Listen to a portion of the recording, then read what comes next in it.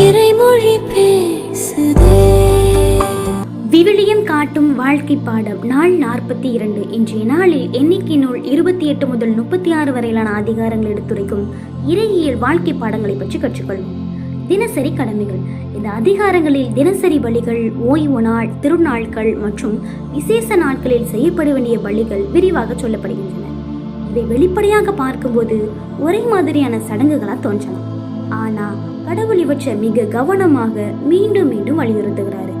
இதன் மூலம் கடவுளுடன் உள்ள உறவு ஒரு விசேஷ நாட்கள்ல மட்டும் நிகழக்கூடிய சம்பவம் அல்ல, அது தினசரி வாழ்வின் ஒரு ஒழுங்கு என்பதை நாம் அறிகிறோம்.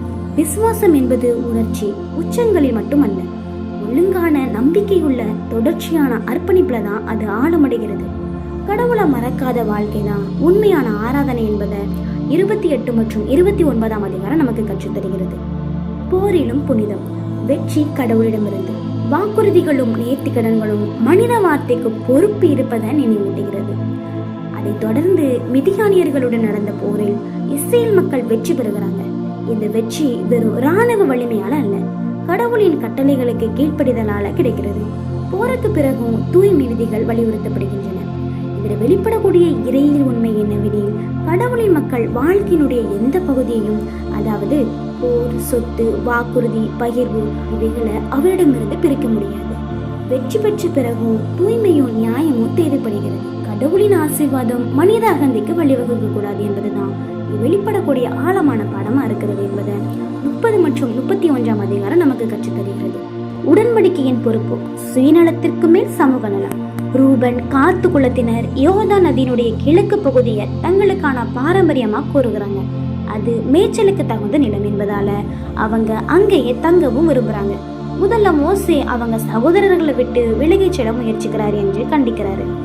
ஆனா அவர்கள், நாங்க முன்னிலையில் போர் செய்து பிறகுதான் திரும்புவோம் என்று வாக்குறுதி அளிக்கிறாங்க. இங்கு வெளிப்படக்கூடிய இறையியல் உண்மை என்னவெனில், கடவுளின் ஆசீர்வாதம் தனிப்பட்ட நலனுக்காக மட்டும் அல்ல, அது சமூக பொறுப்புடன் இணைந்திருக்க வேண்டும்.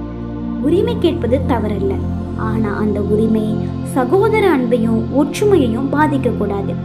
விசுவாசம் தனிப்பட்ட பாதுகாப்பை மட்டும் தேடாது, மற்றவரின் நலனுக்காக முன்னிற்க தயாராகவும் இருக்கும் என்பதுதான் 32ஆம் அதிகாரம் நமக்கு கற்றுத்தருகிறது. நினைவு கூறும் வரலாறு. பயணத்தில் கடவுளின் கை. இந்த அதிகாரம் எகிப்திலிருந்து மோவாபு சமவெளி வரை இஸ்ரேலின் முழு பயண பட்டியலையும் அளிக்கிறது. ஒவ்வொரு தங்கிய இடமும் ஒரு நினைவு கல்லாக உள்ளது. அது வெறும் புவியியல் பதிவு மட்டும் அல்ல, அது கடவுளின் வழிநடத்துதலின் சாட்சியம்தான்.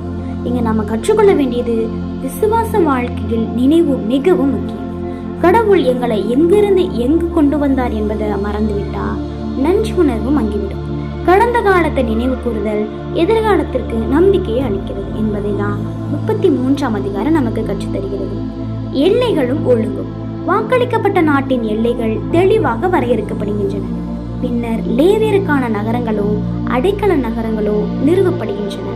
தவறுதலாக கொலை செய்தவர்களுக்கு நீதியுடனும் இரக்கத்துடனும் பாதுகாப்பு அளிக்கப்படுகிறது. இங்கு கடவுளின் இரு குணங்கள் ஒன்றாக வெளிப்படுகின்றன, அதாவது நீதியும் இரக்கமும். எல்லைகள் என்பது கட்டுப்பாடு மட்டும் அல்ல, அது பாதுகாப்பும் ஒழுங்கும் ஆகும். அடைக்கல நகரங்கள் காட்டுவது என்னவெனில், கடவுளின் நீதியில் இரக்கம் மறைந்திருக்கிறது. குற்றத்திற்கும் தண்டனை உண்டு, ஆனா தெரியாமல் செய்த தவறுக்கு கருணையும் உண்டு என்பதை 34 மற்றும் 35ஆம் அதிகாரம் நமக்கு கற்றுத்தருகிறது. ஆண்கள் வழி மட்டுமல்ல, பெண்கள் வழியும் பாரம்பரியம் நிலைத்திருக்கும். செலோபகாதின் புதல்விகளின் சம்பவம் மீண்டும் எடுத்துரைக்கப்படுகிறது. அவர்கள் குலத்திற்குள் திருமணம் செய்ய வேண்டும் என்ற அறிவுறுத்துதலும் வழங்கப்படுகிறது. இதன் நோக்கம் பாரம்பரிய உரிமை மற்ற குலங்களுக்கு செல்லாம காத்துக்கொள்வதுதான்.